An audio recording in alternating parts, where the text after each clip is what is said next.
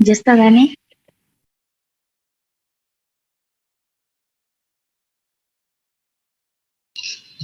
¿Mande, Doc?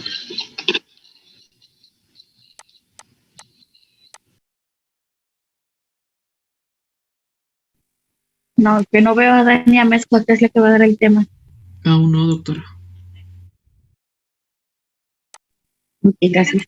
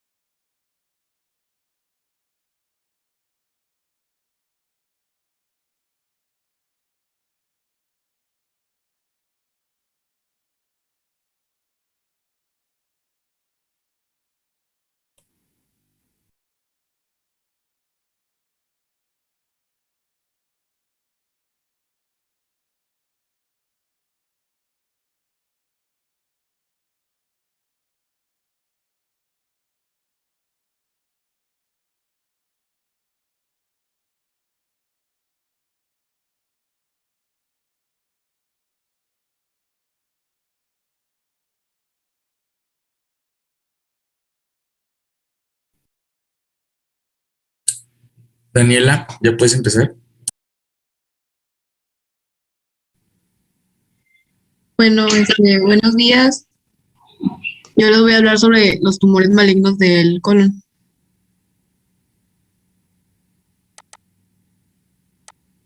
El tumor maligno del colon es conocido como cáncer colorectal. La gran mayoría de los cánceres colorectales van a ser adenocarcinomas, que es en el que me basé más en estas diapositivas. Otro subtipo de cáncer menos frecuentes van a ser el linfoma, carcinoide y el leiomiocarcinoma. Este se encuentra dentro de los 4 cánceres más frecuentes. Siguiente, por favor.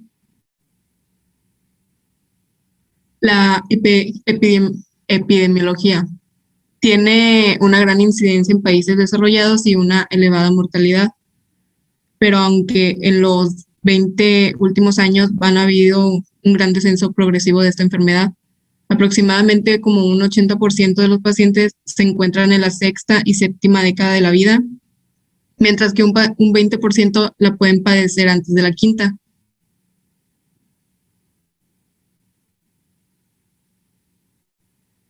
Para la prevención del cáncer de colorectal, se debe identificar, ya sea mediante exploraciones diagnósticas, a individuos asintomáticos que tienen antecedentes familiares y también presenten un mayor riesgo. Una de las prevenciones es una dieta adecuada que sea rica en fibra, con frutas y vegetales, el consumo de pescado, una actividad física, no tomar alcohol y pues no fumar. También se mencionó que la quimioprevención es no tan usada, pero pues sí también como un método de prevención para las personas que tienen antecedentes familiares más que nada y que están propensas a padecer ese tipo de cáncer.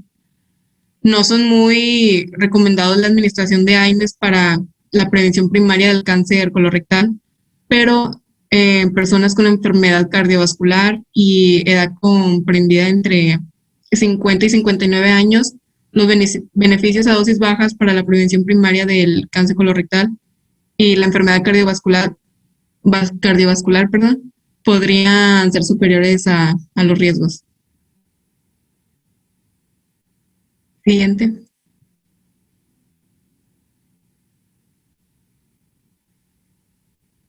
Unas pruebas de detección temprana, pues esto es principalmente, como les mencioné, en esos pacientes que pues tienen familiares que tuvieron este tipo de cáncer o que en su día a día llevan pues una vida no buena para su salud, de que pues toman mucho alcohol, fuman, tienen sobrepeso y cosas así.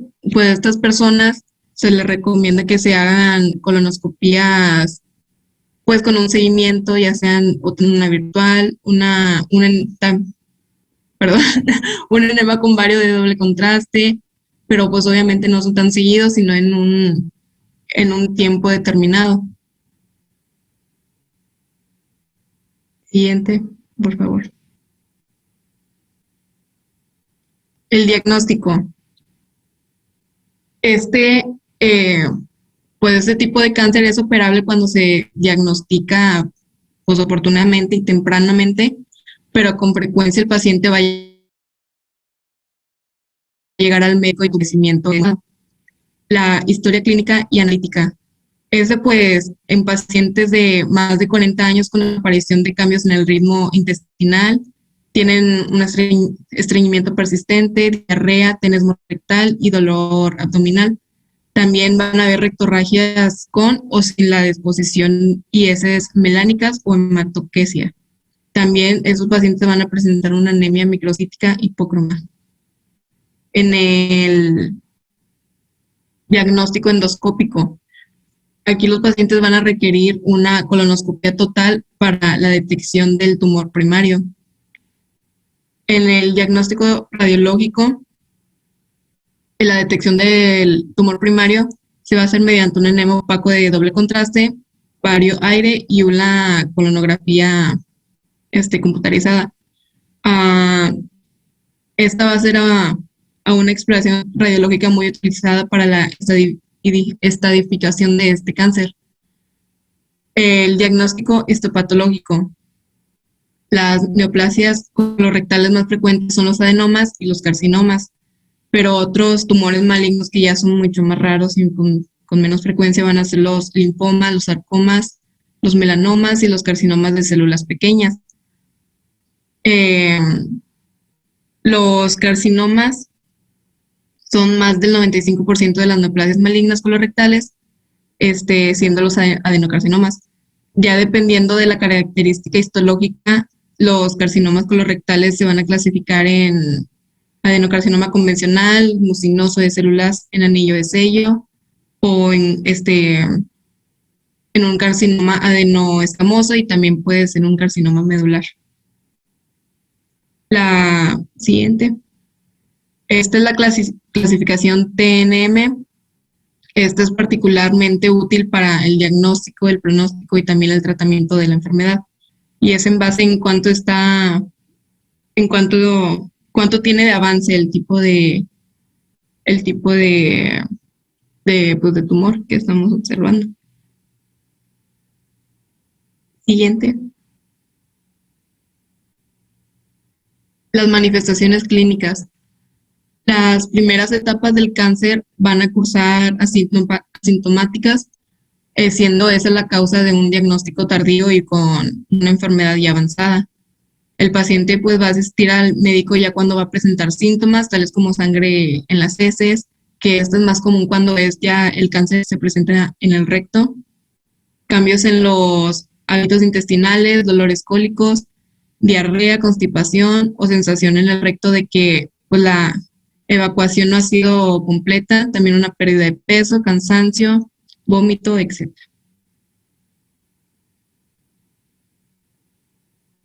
El tratamiento. El tratamiento de elección va a ser una resección quirúrgica total, si es que se presenta una metastasis, o va a ser parcial del segmento afectado. En el caso de una resección completa, se debe aplicar posteriormente una quimioterapia o radiaciones. El estudio preoperatorio para valorar el pronóstico y la estrategia quirúrgica va a incluir una colonoscopia completa, también radiografías torácicas, pruebas bioquímicas hepáticas, una concentración plasmática y también posible tomografía abdominal. En el recto, la radioterapia complementaria a la pelvis va a disminuir el índice de recurrencia total del carcinoma rectal. Y también la escisión mesorrectal total va a ser más eficaz que la resección anteroposterior convencional.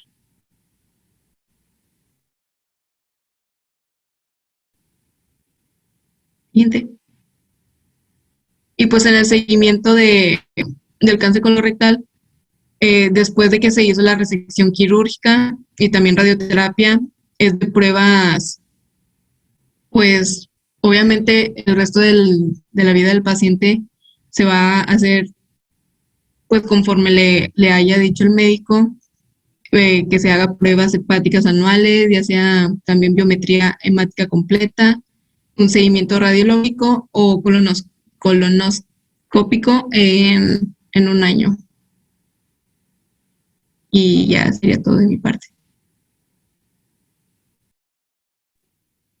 Sí, pues vemos como en todas las partes que hemos revisado, lo de las tumoraciones que se encuentran presentes a lo largo del tracto gastrointestinal, vamos a ver que hay unos que son más frecuentes que otros. Casi siempre vamos a ver que el común denominador deben ser los adenomas o adenocarcinomas.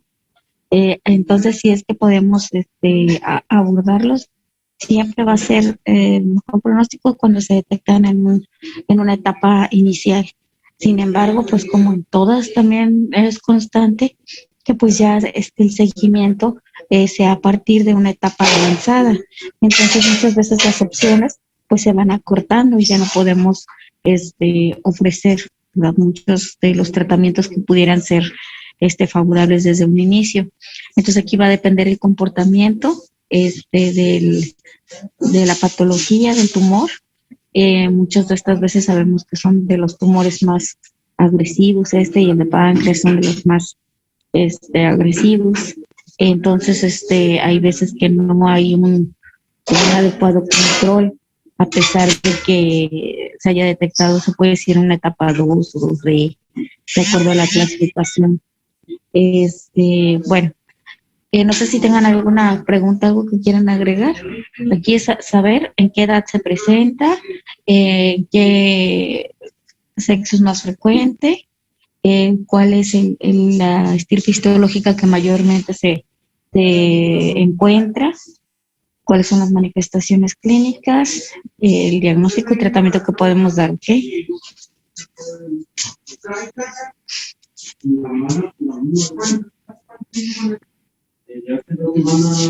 Sin preguntas, ¿todo bien? Todo bien, doctora. Bueno, entonces podemos continuar con la colitis ulcerativa. ¿Me escucho? Sí. Bueno, me toca hablar de la colitis ulcerativa crónica inespecífica.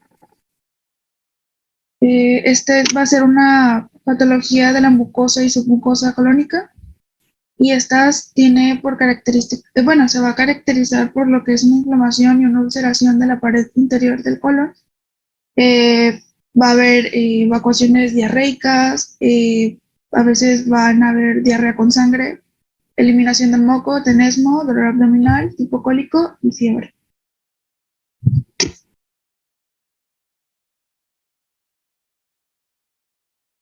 En la fisiopatología, la enfermedad en sí es una inflamación crónica que va a estar caracterizada por periodos de inflamación intestinal. Esta va a comenzar a nivel del recto y va a progresar de forma variable. Y se menciona que la extensión se divide en tres: en distal, extensa y pancolitis. En la distal, la colitis está confinada pues al recto y sigmoides, y esta pues va a afectar en la parte inferior del colon. en lo que es el recto. En la extensa va a estar en la colitis izquierda y en la extendida. Y en la pancolitis es el colon completo.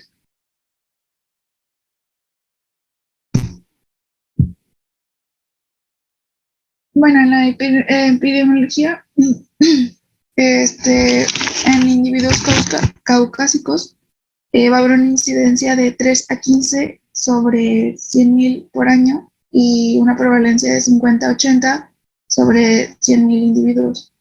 En sí, la enfermedad afecta más que nada a adultos jóvenes entre 20 y 40. Bueno, y adultos un poquito mayores. En sí, el tabaquismo va a reducir el desarrollo de lo que es la colitis ulcerativa crónica inespecífica, pero va a aumentar el desarrollo de la enfermedad de Crohn.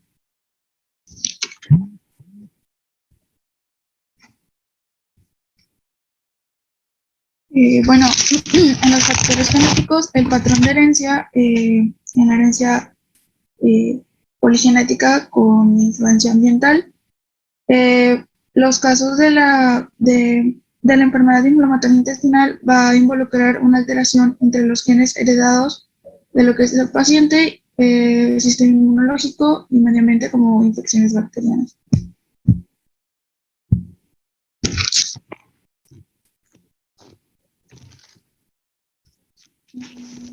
En su sintomatología, pues esta va a tener un inicio gradual o súbito.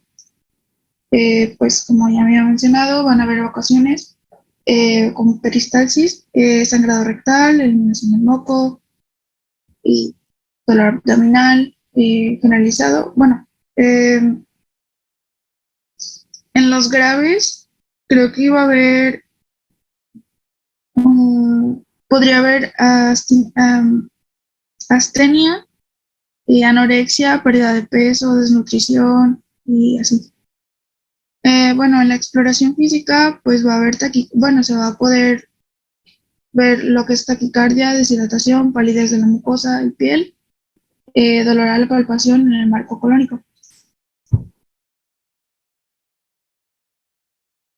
Bueno, las manifestaciones extraintestinales, en las articulaciones está lo que es la artritis colítica o espondilitis anquilosante del 16 al 26%. En las dermatológicas va a haber eritema nudoso y piodermia gangrenoso del 5%. En los oculares conjuntivitis, uveitis y epiescleritis del 4%. En hepatobiliares, la pericolangitis, la colangitis y, colangitis esclerosante del 1 al 4%.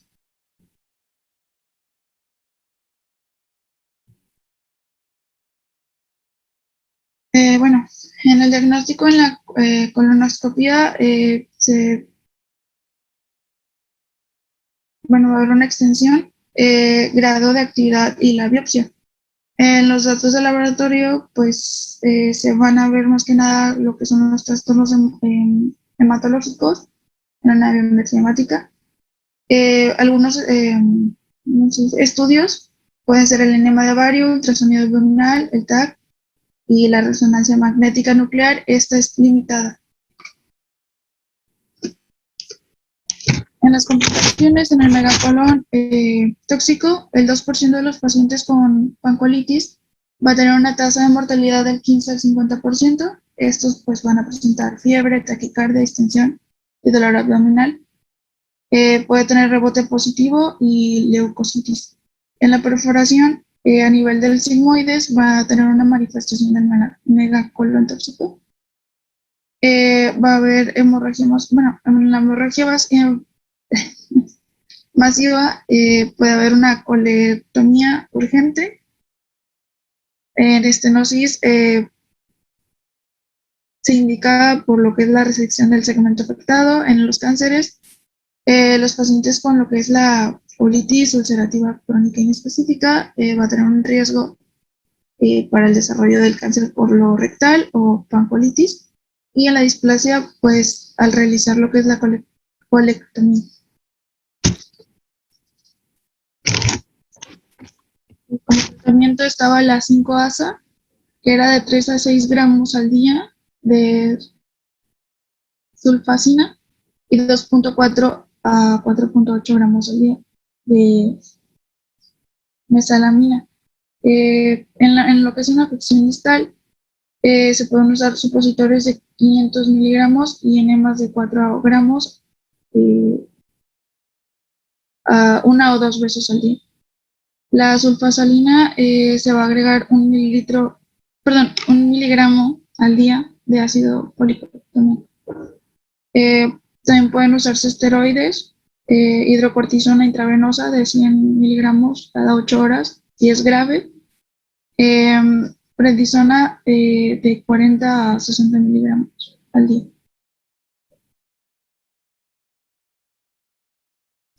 También puede haber inmunosupresores, que está la aciclovir de 1.5 a 2.5 miligramos al día.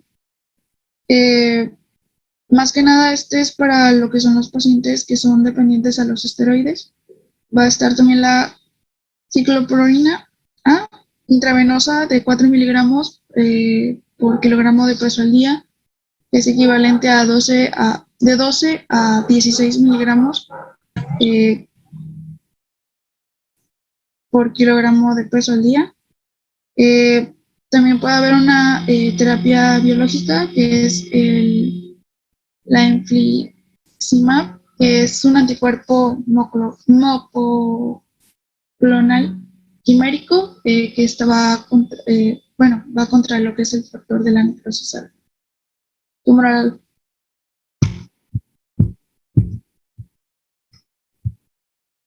También puede haber tratamiento quirúrgico, que esta más que nada está indicada en lo que es en la perforación, la hemorragia grave, la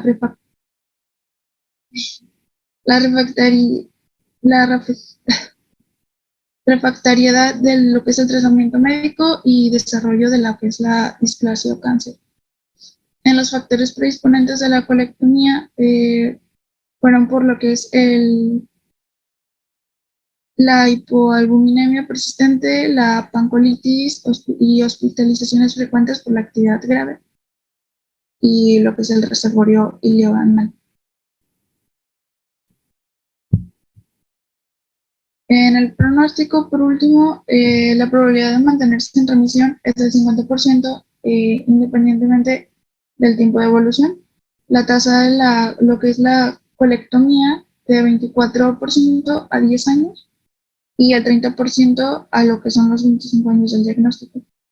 Y pues la progresión de la enfermedad es limitada, extensa o generalizada, es de aproximadamente del 30 al 50% en un periodo de 10 años. Y eso es todo.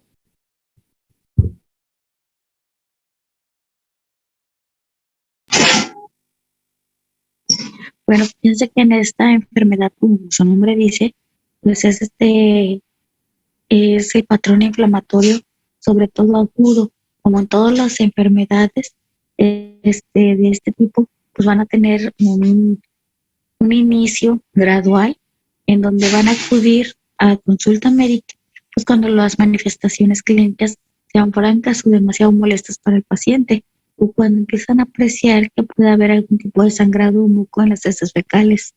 Entonces ese sería como que el signo por el cual ellos acuden a consulta. Ahora, todo esto que nos mencionó su compañera forma parte de lo que sería un diagnóstico diferencial para que también tuviéramos en cuenta que pudiera tratarse de alguna otra patología que se asemeja, ¿verdad?, por el comportamiento, como lo es la enfermedad de Crohn, como es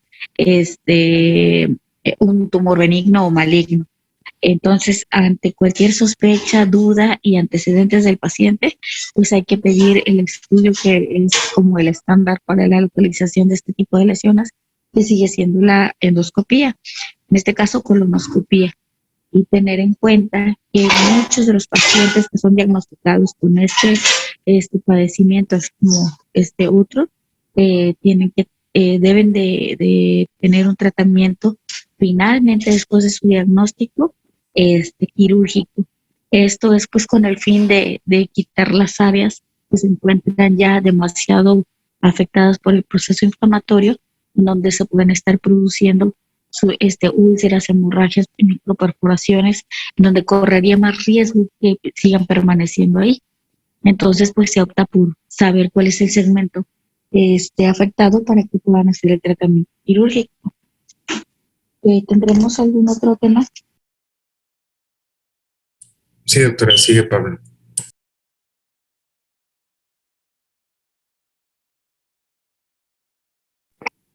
Perdón, no escuché. Sí, sigue Pablo. Ahorita lo proyecto. Ok, gracias.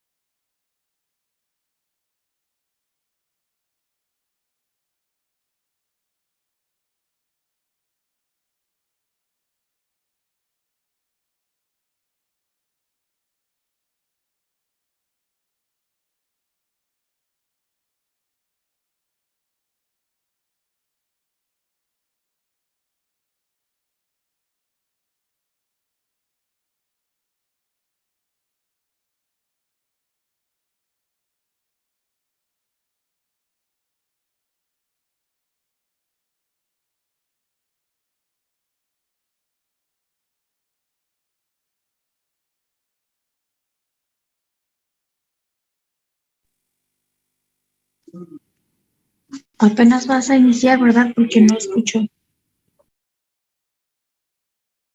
Sí, doctora, apenas va a iniciar, pero déjeme reinicio la sesión para que no se le vaya a cortar. Ok, gracias.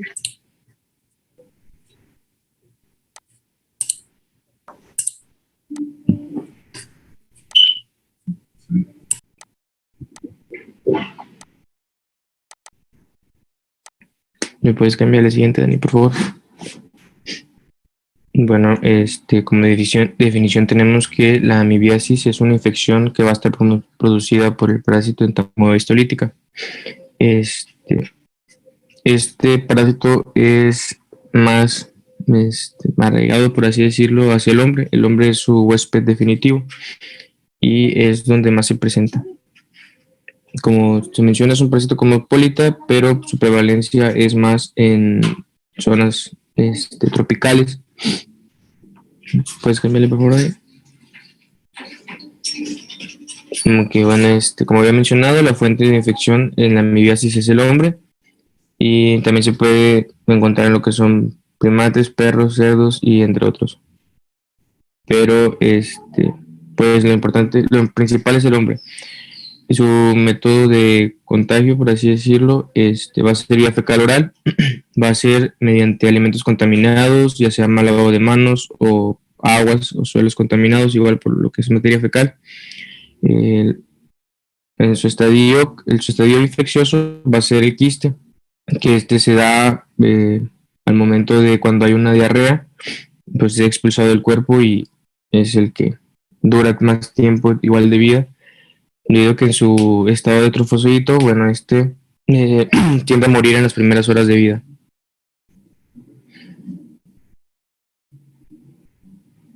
Puedes cambiarle, Dani, por favor. Este.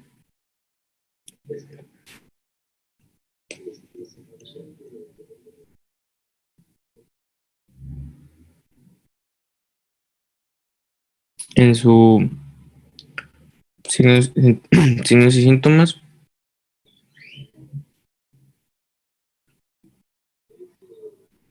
la mayoría de personas va a presentar una amibiasis asintomática, de que esta es puede decirse, la que infecta. Cuando el paciente no se da cuenta es cuando tiende a infectar. Los síntomas.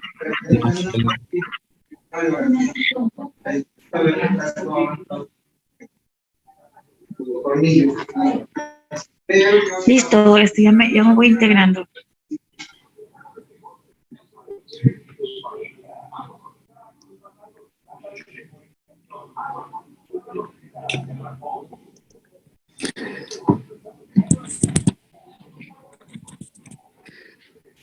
Bueno, los síntomas suelen desarrollarse lo que es la primera y tercera semana después de la ingesta de los quistes. Este es el estadio donde es infeccioso. Pablo, Sí, doctora. a ver, me disculpas, me voy integrando, apenas no escuché cuando iniciaste. Ok. Me regreso del principio. Por favor.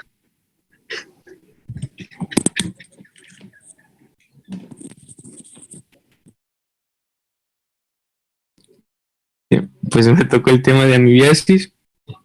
Puedes darle a la siguiente, por favor. Como había mencionado, pues es causada por el parásito Entamoeba histolítica.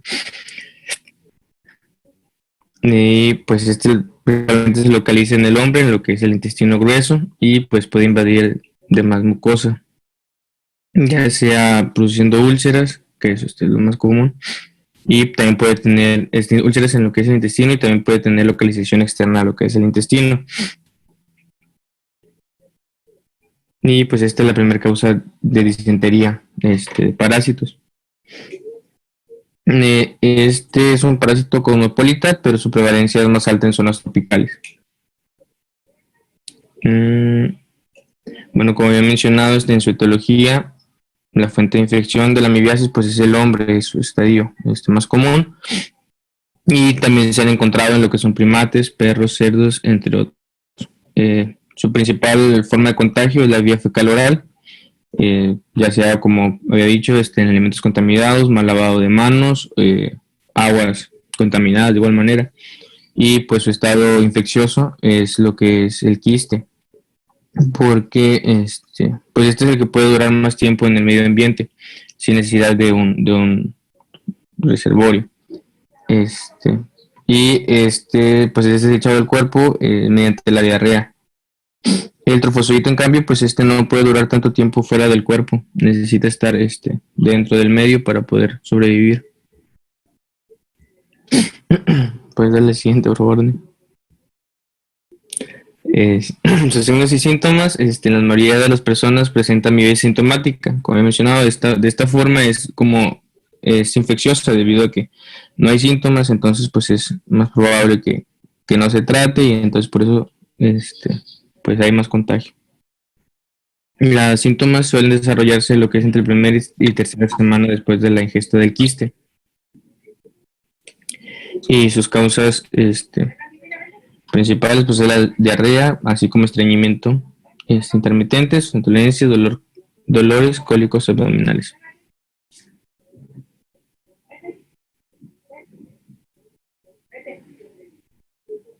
Bueno, como aquí en la amibiasis disentérica aguda, pues los síntomas clásicos va a ser una diarrea disentérica, son la presencia de evacuaciones intestinales con moco y sangre, así como pujo, sensación de ardor al evacuar y tenesmo.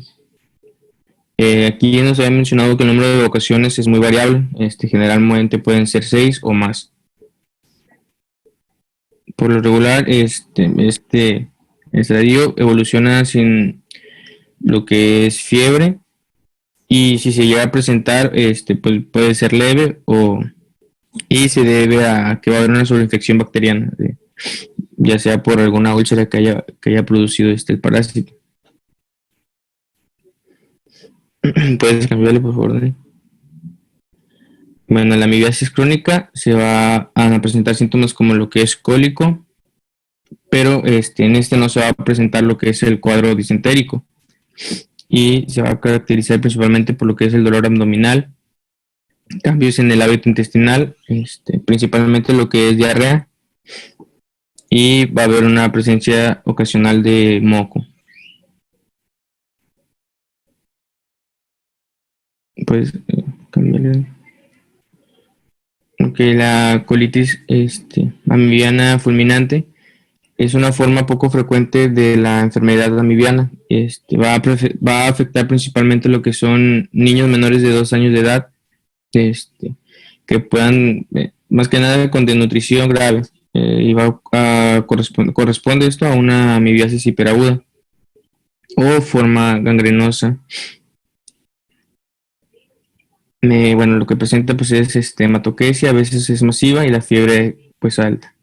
El colon se encuentra distendido y es muy doloroso a la palpación profunda. Pues en esto, al final el paciente pues entra en shock y puede presentar lo que son perforaciones y pues morir. Esto es fulminante. ¿Puedes cambiarle, Dani, por favor? Bueno, en la apendicitis bacteriana, esta localización de la enfermedad amibiana intestinal es poco frecuente y predomina más que nada en lo que son adultos jóvenes.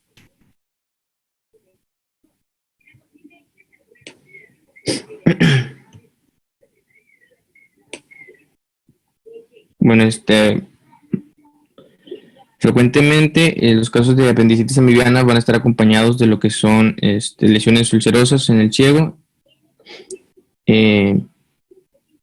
Su diagnóstico y etiología no puede basarse en la sintomatología porque pues como dice, pues es una apendicitis, entonces tiende a confundirse. Y bueno, lo que presenta pues es diarrea y pues los signos clásicos de lo que es la apendicitis. ¿Puede cambiarle, Dani, por favor? Bueno, su diagnóstico se va a establecer mediante la clínica en pacientes con evacuaciones mucosanguinolentos, generalmente sin fiebre, y se corrobora con la observación del trofosfodito de entamoeba histolítica en lo que es el modo fecal. También va a ser mediante lo que es la rectoscopía. Se van a observar las lesiones en la mucosa que varían de edema e hiperemia con pocas úlceras hasta edema importantes con múltiples úlceras y hemorragias macroscópicas.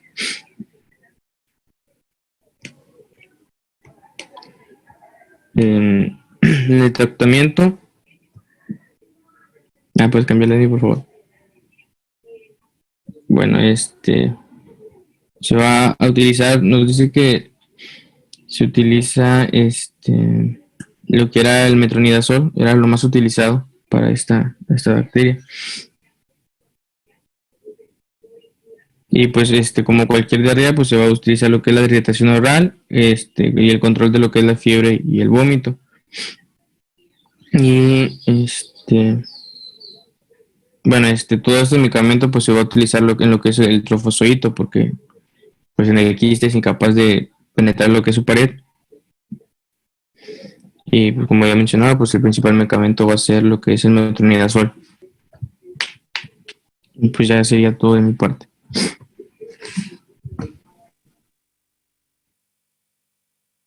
¿Cuál es la edad en que mayormente se presenta esta amibiasis? ¿Cómo, doctora? ¿Cuál es la edad en que con mayor frecuencia encontramos esta infección?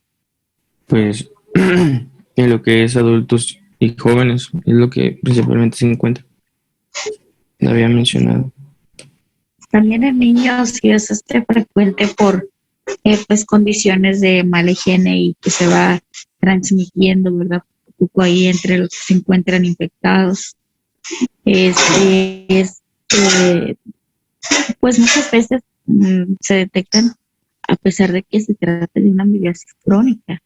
Entonces, lo que nos va a dar la pauta ahí va a ser pues las evacuaciones con moco y en algunas ocasiones con sangre, y que el paciente ves que después de que comió puede empezar con distensión abdominal, inclusive hay bajo aporte de nutrientes y en los casos muy crónicos, a veces desnutrición, porque todo se va disminuyendo lo que es la absorción de agua y nutrientes a nivel no nada más del intestino delgado, sino sobre todo del colon.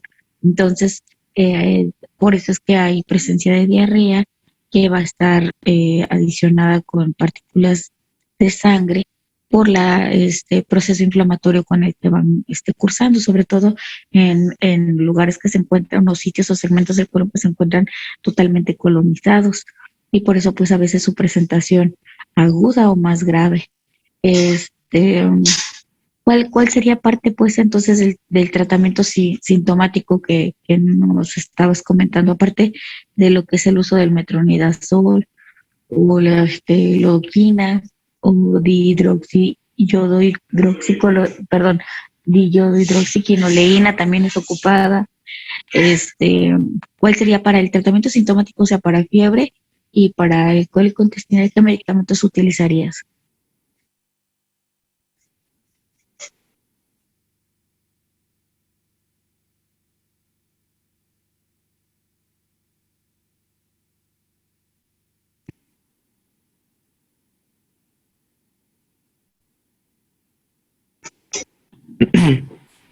Este, pues yo creo que para eso se utilizaría algún AINE, ¿no? Para lo que es la fiebre y el dolor. Sí, efectivamente. Desde el paracetamol, puedes ocupar ibuprofeno, por si existe la presencia sobre todo de fiebre. En el caso de que haya cólico abdominal, lo que es intestinal, es butiliocina o también el bromuro de pinavel, que tiene buena acción a ese nivel. ¿Ok? Y pues el método diagnóstico, Silvia, ¿cuál sería el ideal para esta patología?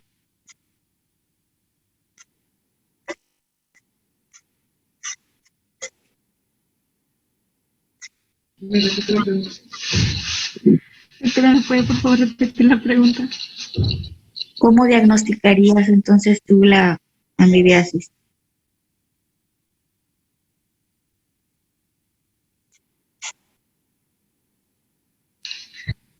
No sé, doctora. ¿Quién me contestó aparte?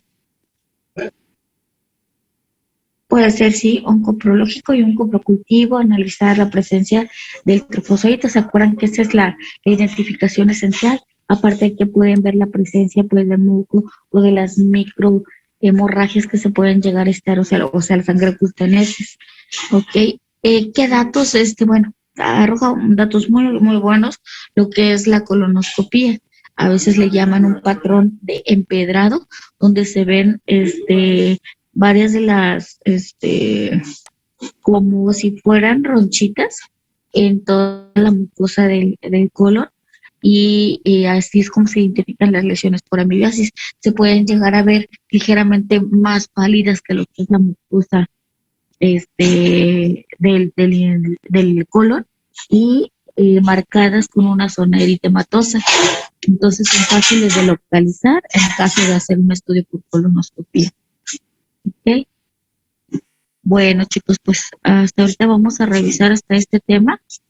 Nos veríamos en la siguiente clase con otros de 3 a 4 temas. Se los pido de favor, ¿sí? Sí, doctora. ¿Ya tiene fecha para examen? Es a partir del siguiente lunes, pero pues, para la materia todavía no nos hemos puesto. Ok, bueno, para que se vayan poniendo de acuerdo y me avisen, ¿sí? Ok, ¿puede ser otro día que no sea la clase? Sí, pero si de preferencia que esté en la tarde, por favor. Ok, muy bien. Órale, pues. Gracias. Sí, hasta luego. Hasta luego. Hasta luego. Buen día, doctora. Gracias.